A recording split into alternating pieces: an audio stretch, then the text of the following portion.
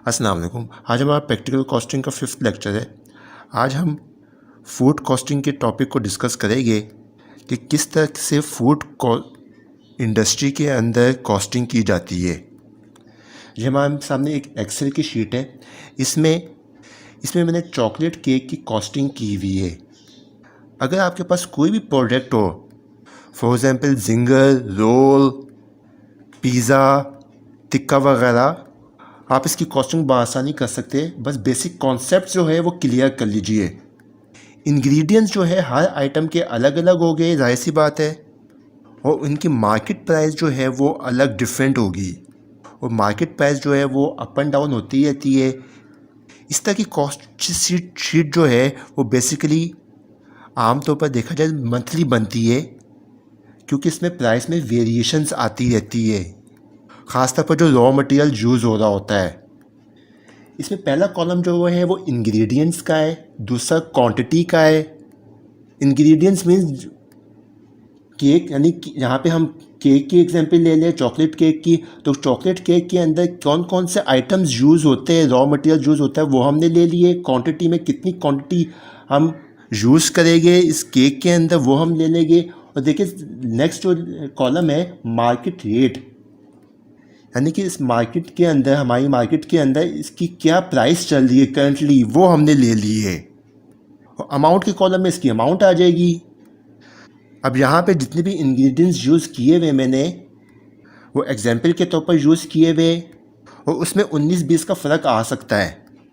अब देखिए एग्स जो है वो 5 यूज़ हो रहे, और इसकी मार्केट प्राइस जो है वो 180 रुपये दर्जन के हिसाब से चल रही है। तो इसको हम किस तरह से मल्टीप्लाई करेंगे? अब ये देखिए, इसको हम मल्टीप्लाई करेंगे 5 से 180 को मल्टीप्लाई कर देंगे और डिवाइड बाय 12 कर देंगे। डिवाइड बाय 12 क्यों किया है? पर डज़न, दर्जन का हिसाब है, तो हमने डिवाइड बाय 12 कर देंगे यहाँ पे।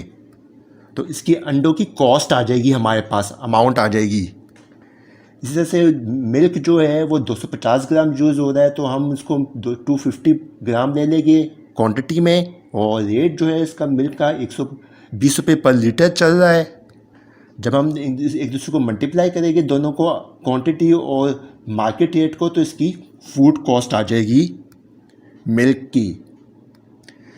इसी तरह से जूस जो है वो 1 पैकेट जूस हो रहा है और इसकी हमने क्वांटिटी लिख दी है। जूस का छोटा जो पैकेट है वो मार्केट में 40 रुपीज़ का आता है, इसलिए हमने इसको मल्टीप्लाई किया तो इसकी कॉस्ट आ गई है, अमाउंट आ गई है। ये अभी हम सारी रॉ मटेरियल की कैलकुलेशन कर रहे हैं। इसी तरह से क्रीम 250 ग्राम, एक पैकेट जो आता है वो 140 रुपीज़ का आ जाता है, जिसमें 250 ग्राम होते हैं। इसमें मार्केट रेट जो आपके पास जो होंगे अप एंड डाउन हो सकते हैं, तो आप यहाँ पे ले लीजिएगा। बस आपने बेसिक कॉन्सेप्ट जो है वो क्लियर करने अपने, कि किस तरह से कॉस्टिंग की जाती है, फूड कॉस्टिंग की जाती है। जब क्वांटिटी और मार्केट रेट को मल्टीप्लाई करेंगे तो फूड कॉस्ट आ जाएगी, इसकी अमाउंट आ जाएगी। इसी तरह से शुगर, फ्लोर, ऑयल, चॉकलेट 120 ग्राम और बेकिंग पाउडर, जो जैसा इंग्रेडिएंट्स जो है वो चॉकलेट केक के अंदर यूज़ होते हैं, वो हम ले लेंगे। इसकी मार्केट रेट लिख देंगे करंटली, और इस तरह से इसकी अमाउंट को हम कैलकुलेट कर लेंगे। यहाँ पे आप डेसिमल्स का ख्याल रखिएगा।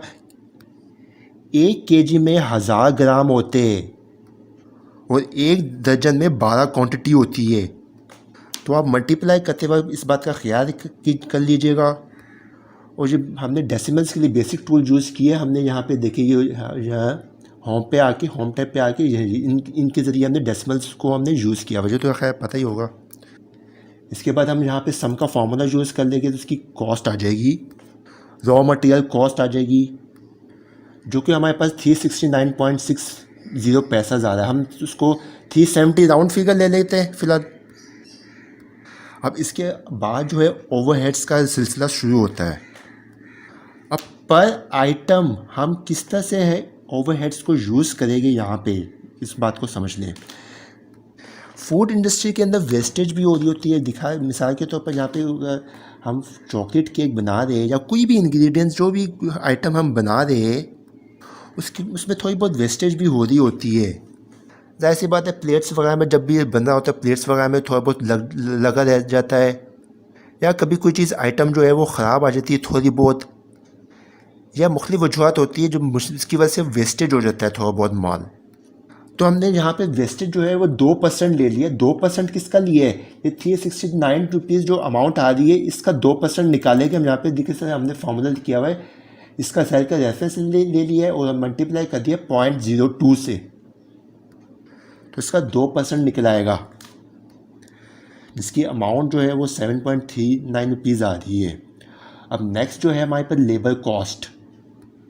अब मिसाल के तौर पर आपके बेकरी है या कोई रेस्टोरेंट वगैरह है या प्रोडक्शन है जहाँ पे आपकी जो माल जो है वो प्रोड्यूस हो रहा है, जो भी बंदा उस केक को बना रहा है उसकी आप मंथली सैलरी जो है मिसाल के तौर पर 25,000 रुपये देते हैं और उसका हेल्पर एक आपने रखा हुआ है 15,000 रुपये का, तो 25 और 15 40 हो गए।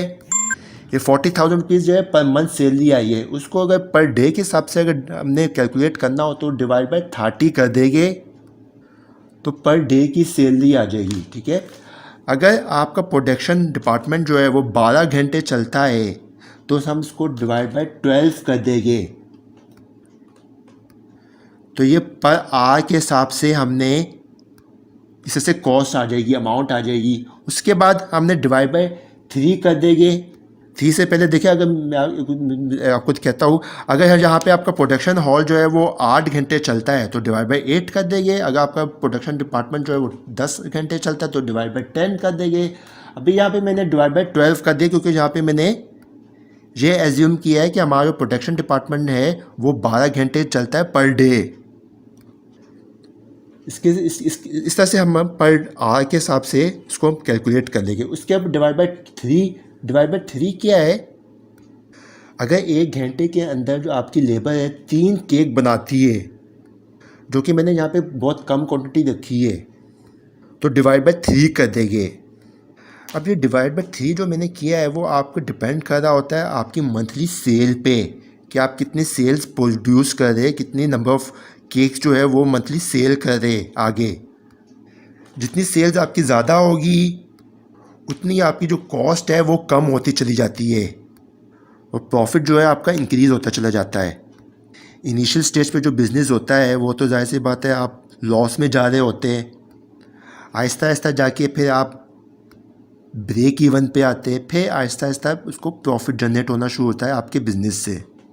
खैर, इस तरह से हमने जहाँ पे लेबर कॉस्ट जो आ रही है हमारी वो 37.04 पैसा आ रही है। फार्मूला एक दफ़ा देख लें, यहाँ पे क्लिक करता हूँ। मैंने अगर 40,000 को हम डिवाइड करेंगे 30 से, फिर डिवाइड किया है मैंने 12 से, फिर मैंने डिवाइड किया है 3 से। ये फार्मूला है इसका।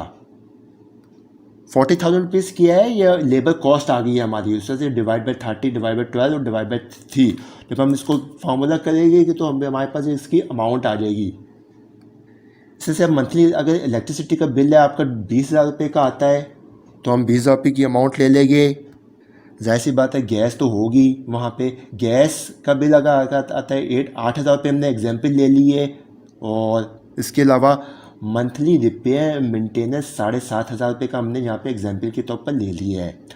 और अगर आपके पास डेप्रिसिएशन आता होगा, जाहिर सी बात है इन चीज़ों पे डेप्रिसिएशन चार्ज कर लीजिएगा। जाहिर सी बात है बहुत से आप फिक्स एसेट हो गए आपके, यहाँ पे ओवन है, पूरी मशीन्स आती है इसके लिए आप जो बनती है, जहाँ पे इनकी आप मंथली डेप्रिसिएशन कैलकुलेट हमने की है यहाँ पे 5,000 रुपीज़ एग्जाम्पल के तौर पर।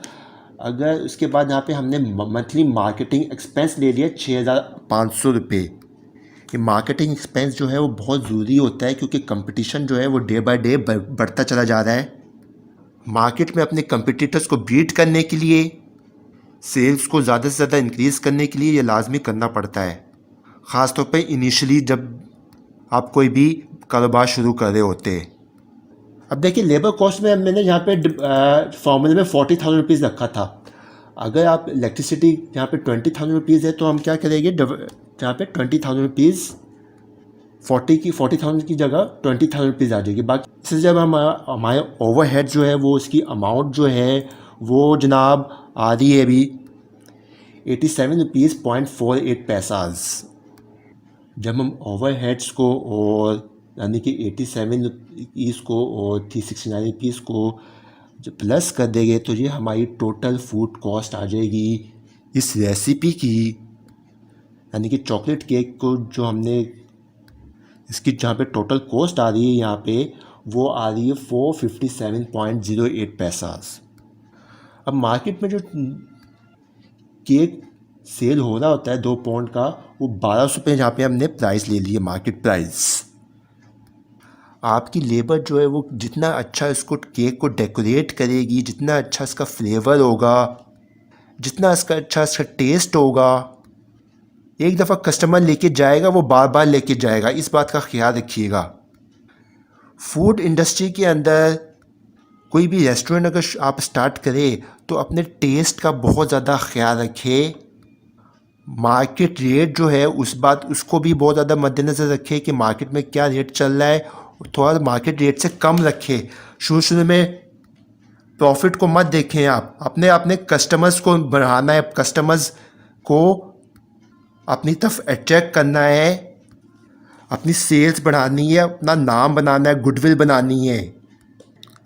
अच्छा, जब हम जो मार्केट प्राइस है इसकी उसको 1200 रुपये से हम लेस कर देंगे अपनी फूड कॉस्ट से 457 रुपीज़ से, तो हमारी 742 रुपीज़ आ रही है फ़िलहाल यहाँ पे प्रॉफिट।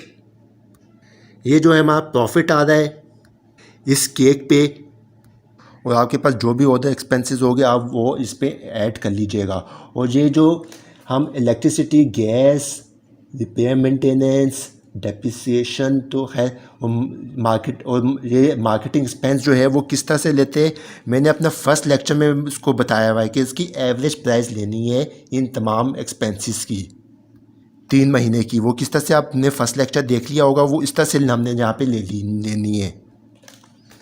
इससे हम फूड इंडस्ट्री के अंदर की कोई भी किसी भी आइटम की कैलकुलेशन कर सकते और उसकी कॉस्ट मालूम कर सकते और उसके बाद उसके प्रॉफिट भी पता चल सकता है उसका। नेक्स्ट वीडियो में दोबारा मुलाकात होती है। अल्लाह हाफिज़।